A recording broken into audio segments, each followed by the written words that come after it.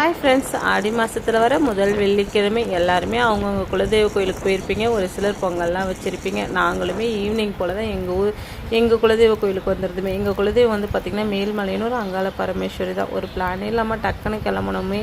எப்போவுமே நாங்கள் வந்து மாதத்துக்கு ஒரு முறையாவது இங்கே வந்துடுவோம், பொங்கல் வைக்கிற மாதிரி தான் வருவோமே. ஆனால் இந்த மாதம் வந்து பார்த்திங்கன்னா இப்போ எதர்ச்சியாக கிளம்பணும். சரி, ஆடி மாதம் முதல் வெள்ளிக்கிழமை போயிட்டு வந்துடலாம் அப்படின்னு சொல்லிட்டு ஹஸ்பண்ட் கூப்பிட்டு இருந்தார்.